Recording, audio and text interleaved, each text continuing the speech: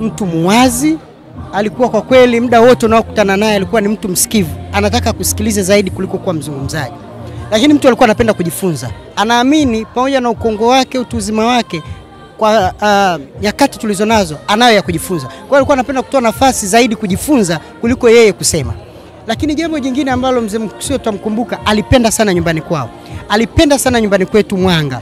Na wakati wote alikuwa anatuinsist kwamba kila aliyepata elimu, kila aliyepata nafasi akumbuke kuwekeza nyumbani, akumbuke kurudisha nyumbani. Akituambia wana Mwanga tunaishi katika maeneo mbalimbali kwamba sisi Mwanga hatuna madini, sisi Mwanga hatuna ardhi kubwa yenye rutuba. Kwa hiyo kitu pekee ambacho wana Mwanga tunatakiwa tujue ni uwekezaji katika sekta ya elimu, kwa maana ya kutumia kariongo. Kariongo ni akili. Kutumia kariongo kuleta elimu, kuleta mafanikio ya kisiasa, mafanikio ya kiuchumi na mafanikio ya kijamii katika wilaya yetu ya Mwanga. Alikuwa akituambia kwamba Mwanga ni ndogo. Mwanga itajengwa na wana Mwanga wenyewe. Resources za kwanza za kujenga Mwanga ni rasilimali watu. Aliamini sana katika rasilimali watu. Na ni mtu ambaye aliuchukia umaskini kwa vitendo. Alikuwa ni mtu ambaye anapenda watu kujituma badala ya kulalamika. Hata mimi wakati nilikuwa mwenyekiti wa umoja wa vijana wa CCM wilaya ya Mwanga, na yeye akiwa katibu wa mipango, uchumi na fedha wa Chama cha Mapinduzi wilaya ya Mwanga, wakati wote alikuwa akikaa na mimi na viongozi wenzangu akitusisitiza jumuiya ya vijana haipaswi kuwa ombaomba.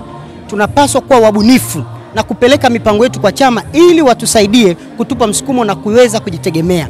Aliamini katika vijana kujisimamia na sio kuwa ombaomba na sio kuamini katika makundi.